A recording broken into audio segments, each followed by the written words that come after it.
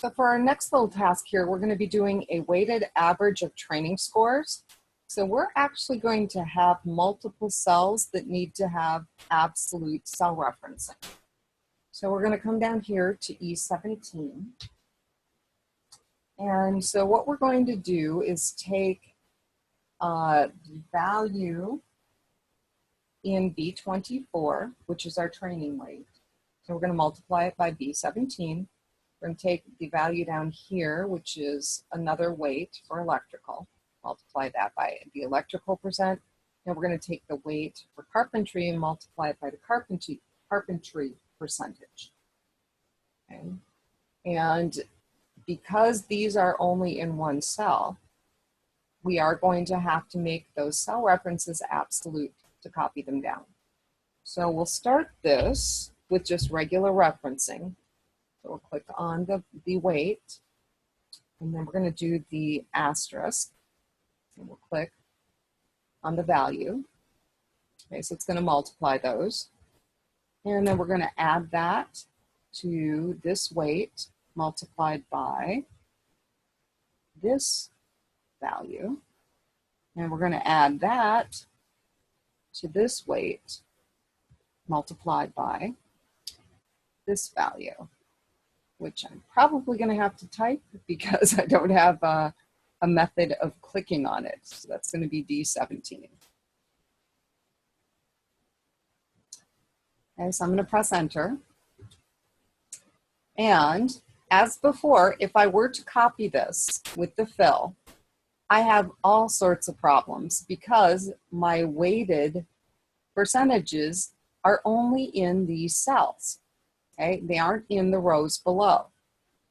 So in order to set this up so I can copy it, I have to use absolute cell referencing. Now I can come up here into B24 and I can manually put in a $sign before the column and before the row. There is a little shortcut. So if you kind of click right in the middle here, you can actually press the F4 key. The F4 key on your keyboard is the absolute key. Now, on some laptops, you have to press FN while you are pressing F4. Okay, but if you press it one time, you will get the $ in front of the column and in front of the row. Okay. Now, if you keep pressing it because you're impatient, or maybe you have a heavy touch and when you push it, it takes the command more than once. If you keep pressing it, you'll notice that it changes where the dollars are located. So what I'm looking at is the column would change, but the row won't.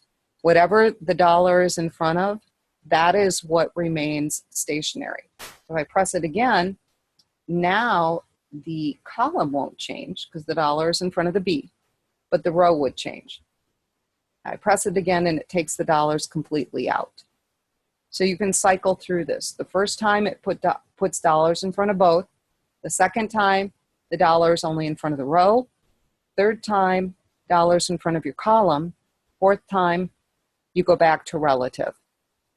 What we want in these weights is the $ in front of the column and the row. So we're going to go ahead and keep the $ there. Then I'm going to click on C24 and I'm going to press F4. And I'm going to click on D24 and press F4. Okay, so now I've got the $ in front of the column and the row, and I'm going to press enter. Okay, so my result here still looks the same, but when I use the fill handle and I drag down, everything else works. So if I click, you will see that those absolute cells remain stationary. They did not change. And it enabled me to copy that formula. Now I'm going to go ahead and save my changes, and then we're going to just modify a couple values here. So we're going to click on cell B24, and they want us to change it to 30. So if you look at your weighted average, you are going to see some of the numbers shift around. And then they want me to click on D24 and change that to 40. Okay, so that is going to, because those weights are changing, the numbers that you see are also going to change. So we're going to go ahead and save this.